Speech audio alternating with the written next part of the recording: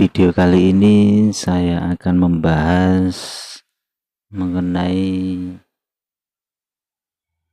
mata batin dan mata ketiga Satrio yang dimiliki Satrio Piningit. Tapi sebelumnya saya membahas ini adalah bukan Satrio Piningit ini muncul, sesudah muncul, tetapi yang saya bahas ini cenderung sebelum Satrio Piningit ini muncul. Dan sampai saat ini sebenarnya Satrio Piningit ini kan belum muncul. Kalau yang memahami, yang pernah baca ramalan Jayabaya yang bait 160, sebelumnya ada bintang pari, lamanya 7 hari 7 malam, hilangnya menjelang pagi.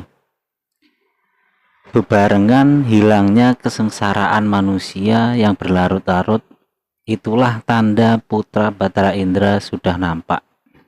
Jadi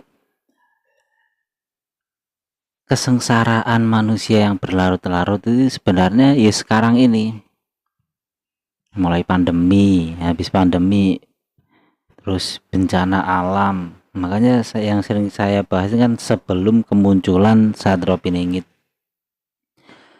Dan ini sebenarnya kan emang sampai saat ini kan belum muncul. Sekarang pandemi saja kan masih belum selesai sama bencana, apalagi yang Merapi itu kan masih belum berhenti yang Merapi itu. Jadi kan kesengsaraan yang berlarut-larut sebenarnya kan sekarang ini. Dan yang saya bahas kan sebelum kemunculannya, tapi perjalanannya. Jadi kelebihan Satrio Piningit ini salah satunya itu terbukanya indera keenam atau mata ketiga dan mata batin. Ini sebenarnya kan ada perbedaannya. Sebenarnya sampai saat ini sebenarnya sekarang terbuka, cuman belum difungsikan sesuai keinginan Satrio Piningit. Jadi kadang-kadang datang, kadang-kadang enggak. Iya, kadang datang bisa melihat, cuman enggak bisa sesuai keinginan yang diinginkan gitu. Mungkin yang pernah menjalankannya spiritual pasti tahu, cuman agak beda sih ini. Biasanya orang yang sudah bisa, ya udah bisa. Tapi kalau Satrio Piningit ini beda. Udah bisa tapi nggak bisa sesuai keinginan manusianya. Tapi nanti kalau sudah anugerahnya sudah didapat, baru bisa sesuai dengan keinginannya. Itu sebenarnya kan ada perbedaannya. Kalau mata ketiga itu sebenarnya kan kayak bisa tembus pandang, lebih cenderung ke penglihatan mata ketiga. Sedangkan kalau mata batin itu sebenarnya cenderung ke rasa. Mata batin itu cenderung ke rasa. Jadi kayak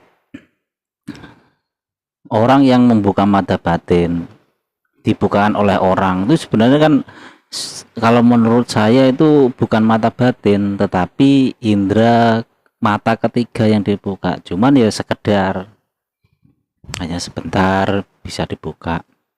Nah, perbedaannya ini kalau mata batin ini lebih kerasa, ya bisa untuk melihat sesuatu. Misalkan seseorang pengen tahu di mana dia itu sebenarnya sekarang, itu bisa, cuman lebih detail. Kalau yang sudah kebuka mata batinnya itu lebih detailnya. Misalkan rumahnya mana itu nanti tahu arah-arahnya, orangnya sedang apa itu tahu arahnya, jalannya menuju ke rumahnya itu tahu kalau orang yang sudah kebuka mata batinnya. Tetapi kalau hanya indera mata ketiga atau indera keenam itu hanya sebatas melihat, tapi nggak detail. Orang itu ada di sana, tahu, cuman nggak bisa sedetail orang yang telah kebuka mata batinnya. Tuh. Terus orang yang sudah kebuka mata batinnya itu bisa mengetahui apa yang akan terjadi esok hari. Makanya kayak Prabu Jayabaya ini kan bisa mengetahui besok yang akan terjadi, itu kan sebenarnya kan mata batinnya kan sudah terbuka, yang benar-benar mata batin. Terus selain itu kan mungkin ada tanda-tanda alam, misalkan sesuai melihat mimpi atau suatu kejadian itu kan harus diartikan. Selain itu kan emang yang terbuka mata batinnya itu kan emang mengetahui apa yang akan terjadi besok itu. Cuman kalau yang mata ketiga itu tidak bisa, hanya sebatas melihat. Kalau yang mata ketiga itu kelebihannya. Cuman kalau Satrio Piningit ini ya emang sudah kebuka, cuman nggak bisa sesuai dengan apa yang diinginkan. Itu dari informasi yang saya dapat seperti itu. Contohnya lagi kayak jiwa. Kalau saya sering melihat penjelasan mengenai tentang jiwa, itu sebenarnya jiwa kalau sudah bisa bertemu dengan jiwanya, ya sudah itu. Tapi kalau Satrio Piningit ini beda. Udah datang, jiwanya datang, pergi lagi. Jadi belum bisa dikendalikan. Kalau spiritualnya ini belum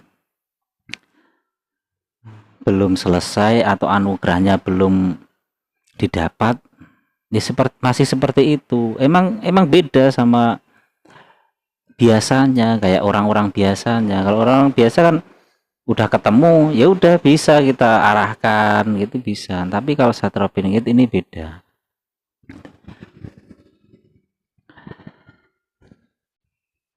Terus indra ke kalau kebuka mata batinnya itu kelebihannya lagi bisa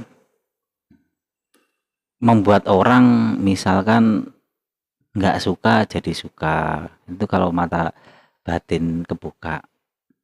Tapi kalau mata ketiga itu nggak bisa.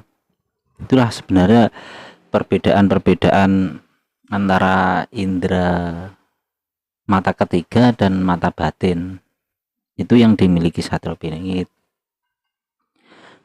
Dan mungkin yang pernah mencoba atau menjalankan pasti memahami, cuman memang agak beda sih yang dijalani Satrio Piningit ini. Udah bisa tapi nggak sesuai dengan, masih belum bisa sesuai dengan keinginannya.